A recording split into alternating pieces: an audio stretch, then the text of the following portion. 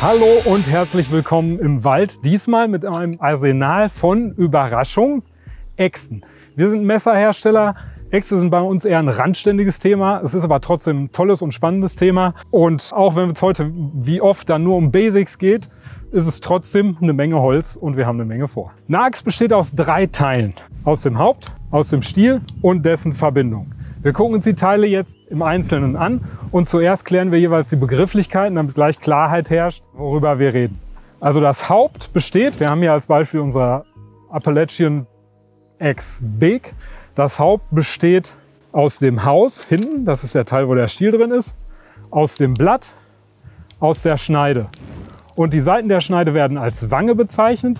Hinten bei dem Haus, das besteht aus dem Nacken, das besteht hier unten aus der Schulter. Und das Loch, wo der Stiel eingeführt wird, wird als Öhr oder Auge bezeichnet. Die Schneide, da heißt die obere Spitze Zehe und die untere Spitze heißt Ferse. So, der Kopf der Axt entscheidet über die Verwendung, welche Bauarten es da gibt. Und eine Axt muss eigentlich hauptsächlich erstmal 2 Dinge erledigen. Also eine Holzaxt muss Holz mit der Faser schneiden oder es muss Holz quer zur Faser schneiden. Das Holz längs zur Faser, das haben wir im Eingang schon gesehen, das ist eben das Holz spalten und da möchte man natürlich eine Sprengwirkung. Das heißt, das Blatt hier ist wirklich dick, damit es das Holz eben auseinander sprengt, regelrecht spaltet. Die Fellaxt, das ist das genaue Gegenteil, die muss ein wirklich dünnes Blatt haben. Das sind erstmal die beiden Basisvarianten von Äxten, die die Hauptarbeit machen. Wir machen jetzt, bevor wir zu dem kommen, was uns eigentlich wirklich interessiert, nämlich die Outdoor-Äxte, machen wir noch einen kleinen Exkurs, was es noch an Spezialäxten gibt. Als Spezialäxte gibt es einmal die Zimmermannsaxt. Die Zimmermannsaxt hat eine gerade Schneide. Alle anderen haben eben eine lächelnde Schneide. Damit kann man Oberflächen besser bearbeiten. Dann wird es fast eingesetzt wie ein Hobel. Also da wird eben geformt mit gearbeitet. Man will nicht nur etwas trennen, wie beim Spalten oder beim Fällen. Und diese hier ist eben Zehe und Ferse, bleiben hier dann eher im Holz stecken. Also hier wird eher auf Flächen gearbeitet, wenn das, was man zu schnitzen, schnitzen sage ich mal in dem Fall, abzusparen hat, schmaler ist als die Schneide. Dann gibt es noch die Wettkampfäxte. Die ersten verbrieften Holzfäller-Wettkämpfe, die waren überraschenderweise nicht in den USA, sondern auf Tasmanien. Und Stihl, der deutsche Kettensägenhersteller, hat das in 1985 in den USA einfach nochmal alles ein bisschen normiert und wieder neuem Leben eingeblasen. Und diese Wettkampfäxte haben eben genormte Köpfe vom Gewicht her und auch vom Schliff. Und wenn man sich das wirklich mal die Profis anguckt, die schlagen einen Baumstamm, 30 cm dicken Baumstamm, unter 12 Sekunden durch. Da fliegen wirklich Späne weg, die sind so groß wie Untertassen. Das ist wirklich ziemlich spannend. Dann gibt es noch eine wirklich bildschöne Sache. Das sind die doppelschneidigen Äxte. Das waren ursprünglich die Holzfälleräxte, bevor es das Kettensägenzeitalter gab. Hatte für die Holzfäller den Vorteil, wenn die im Busch waren, hatten die 2 unterschiedliche Schneidwinkel da drauf. Heute haben die einen einheitlichen Schneidwinkel, werden heute als Wurfäxte verkauft. Seit 2016 gibt es die International Axe Throwing Association in Kanada. Und die haben den Sport eben auch auf professionelle Füße gestellt, das Axtwerfen. Die haben unterschiedlich genormte Scheiben für zweihändiges Werfen und für einhändiges Werfen mit kleineren Äxten. Ja, und dafür wird die Axt heute eigentlich verkauft und beworben. Jetzt kommen wir zu den Äxten, die uns interessieren, die Outdoor-Äxte. Das ist eben unsere Kundengruppe. Wir sind nicht im Holzfällerbereich, im Motoristenbereich, wie sich das nennt, wo die Kettensägen und die Motorsensen verkauft werden. Wenn wir eine Axt verkaufen, dann meistens an jemanden, der sie mit rausnehmen will, sei es im Rucksack, sei es im Kanu oder ähnliches. Und ich habe ja gesagt, also was die Axt tun muss, das ist entweder mit der Faser schneiden, sprich spalten, oder gegen die Faser schneiden. Das ist dann eben das Fällen oder Rundholz schlagen. Und deshalb brauchen wir naheliegenderweise eine sogenannte Universalaxt. Und die hat eine mittlere Blattstärke. Die soll halt möglichst gut eindringen, schräg zur Faser. Und die soll auch noch ein bisschen Sprengwirkung beim Spalten haben. Und deshalb haben wir hier unsere Serie der Appalachian Axes. Die haben immer die gleichen Köpfe, 600 Gramm. Und unterschiedliche Axtlängen, und zu den Materialien sage ich gleich noch ein bisschen was und den Schliffen. Axtgewichte werden meistens doppelt angegeben in Gramm, 600 Gramm Köpfe haben die, und in British/US Pounds, in britischen und US Pfunds, die sind gleich normiert. Und so eine Axt hier zum Beispiel, die hat ein Viertel Pfund Und das wären im Prinzip 5 Quarter Pounder, also sprich 5 Hamburger Royal TS. Damit kommen wir zu den Stielen. Der Stiel entscheidet nicht über die Verwendung, sondern über die Bezeichnung. Etwas, das mit 2 Händen geführt wird, das wird als Axt bezeichnet heute. Etwas, das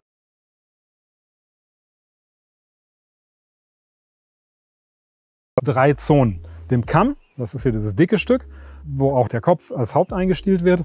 Das Gleitstück, auf dem beim Schlag die vordere Hand rutscht, und der Griff, und außerdem, ja, der Knauf ist natürlich auch noch dran, der vor Durchrutschen und Wegfliegen schützen soll. Es gibt im Wesentlichen am Markt 2 Arten von Hölzern, die für die Stiele verwendet worden im Moment. Das ist einmal das Hickory, das haben wir in unserer Appalachian-Serie bei der Big und bei der Small Axe. Hickory hat die längsten Holzfasern, ist daher sehr unempfindlich. Der Nachteil ist allerdings, dass es sehr stark die Vibration in den Arm überträgt und wenn man lange arbeitet, eben nicht so komfortabel ist wie die gute alte Esche. Esche gehört auch zu den langfaserigen Hölzern. Nicht so lang wie Hickory, aber ganz im Ernst, mir ist noch nie ein Stiel gebrochen. Wenn ich eine Axt neu eingestielt habe, dann war es irgendein Dachbodenfund von einer Axt, die wirklich 50 Jahre alt war und vor allem falsch gelagert. Wie gesagt, die Köpfe sind alle gleich lang. Wir haben die Appalachian Big and Small Axe. Den beiden ist gemein, dass sie einen handelsüblichen Axtschliff haben, der nicht messerscharf ist. Und außerdem lackierte Köpfe. Die Appalachian Origin hat eben den Eschenholzstiel, ist kürzer, ist ein wirkliches Küchenbeil. Die Handelsbezeichnung Küchenbeil kommt daher, dass früher, als die Herde wirklich noch mit Holz befeuert worden, das die Größe war, mit der man wirklich das Feuerholz, das kleine, zugeschlagen hat. Und das ist was uns bei unseren Outdoor-Touren auch entgegenkommt, weil wir eher kleine Feuer machen und nicht die großen White Man's Fire, die unwirtschaftlichen Feuer. White Man's Fire ist ein Begriff von der indigenen amerikanischen Urbevölkerung für die Feuer, die dann die Siedler, die Pioniere gemacht haben letztendlich. Und ja, das ist halt eine Verwendung, die der ursprünglichen Verwendung eines Küchenballs wirklich sehr nahe kommt, wenn wir ein schönes kleines Kochfeuer machen, das vielleicht sogar noch in einer Feuergrube ist. Außerdem muss man noch dazu sagen, dass die Appalachian Origin auch wirklich ausgeschliffen ist wie ein Messer und nicht diesen Axtgebrauchsschliff hat, sondern dass damit auch wirklich abgehäutet werden könnte bei der Jagd oder auch wirklich wie mit einem Messer gearbeitet werden kann zum Schnitzen. Dann haben wir in der Appalachian-Serie noch die Appalachian Damascus Axe. Das ist eine feine kleine Axt, wirklich mit einem Damastkopf und mit einem Walnussholzstiel. Da geht es wirklich um Ästhetik. Voll funktional die Axt, sehr leicht, die leichteste in der Gruppe, ist mit 500 Gramm angegeben. Der Kopf ist tatsächlich deutlich leichter, aber die werden nur in Klassen angegeben, die Äxte, die Gewichte, und oft nicht genau so. Und da haben wir uns hier an die internationale Tradition gehalten. Also auch ein wirklich wunderschönes kleines Ding, das vom Gewicht her dann auch wirklich für Fußwanderungen, für Rucksacktouren ohne Fahrzeug geeignet ist durchaus. Und der Walnussholzgriff ist wirklich für das Kopfgewicht und die Belastung, die bei dieser Axt auftreten wird, völlig verhältnismäßig. Jetzt haben wir gesprochen über das Haupt, jetzt haben wir gesprochen über den Stiel. Jetzt geht es natürlich noch um die Verbindung. Eine Axt sollte verkeilt sein oben, sauber verkeilt sein, entweder mit einem Holzkeil oder einem Ringkeil. Der Holzkeil ist eben ein Keil, der Ringkeil ist ein angeschliffenes Rohr, der Ringkeil ist immer aus Stahl. Und bei unserer Appalachian-Serie ist es so, dass wir einen Holzkeil haben und dort noch einen Ringkeil reingesetzt haben, damit die Kraft wirklich in alle Richtungen wirkt, in alle Richtungen abgefangen wird und der Stiel in jede Richtung breit gequetscht wird. Jetzt haben wir uns die Bauarten angesehen, die Bestandteile einer Axt. Jetzt geht es natürlich noch um die Anwendung. Das Wichtige beim Arbeiten mit der Axt, es ist ein trennendes Werkzeug, also es gibt immer eine Verletzungsgefahr, ist natürlich erstmal der sichere Stand. Das heißt, wir haben einen sicheren Stand, der etwas über schulterbreit ist. Das heißt, wenn die Axt daneben geht, dass wir uns nicht ins Bein oder um die Füße hacken. Das ist wichtig für unsere eigene Sicherheit. Für die Sicherheit der anderen ist wichtig, dass wir immer in eine sichere Richtung arbeiten. Da sollte keiner stehen. Dass sich so ein Axtkopf löst, das ist wirklich, denke ich, also wenn man eine anständige, frisch eingestielte Axt hat, oder eine gut gelagerte Axt, in jedem Fall eine gute Axt, dann sollte das nicht das Problem sein. Es kann dann schon eher sein, dass die Axt einem aus der Hand rutscht. Auf jeden Fall sollte die Richtung immer sicher sein. Dabei gibt es zum Spalten eben gar nicht so schrecklich viel zu erzählen.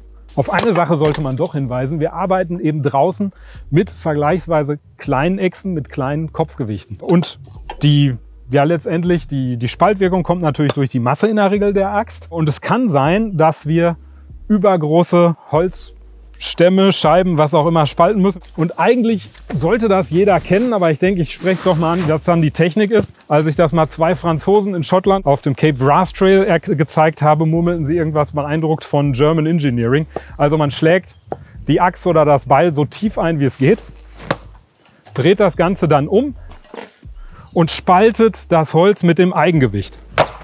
Zack. Und da hat man gesehen, da haben wir aus einer relativ kleinen Axt, auch schon mit einem leichten Kopfgewicht von 600 Gramm, relativ viel rausgeholt. Das war das Schlagen mit der Faser, sprich das Spalten. Jetzt kommt das Arbeiten quer zur Faser. Ist natürlich wichtig, dass man immer leicht schräg schlägt, damit sich ein Span hochdrücken kann, also das Material zur Seite weg kann. Wenn man hier einfach gerade stumpf draufhauen würde, dann würde natürlich gar nichts passieren, das hört man schon. Also man schlägt hier im Wechsel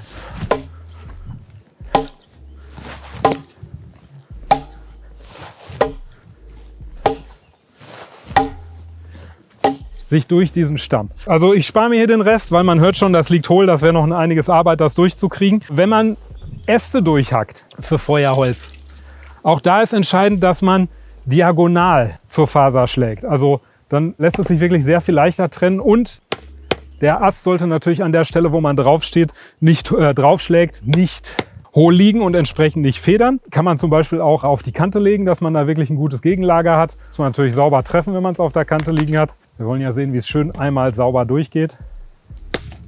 Da haben wir es doch gesehen. Und das ist eben sehr viel leichter, wenn der Stock diagonal auf dem Block liegt, als wenn man gerade durchhauen, also im 90-Grad-Winkel versuchen würde, durchzuhauen.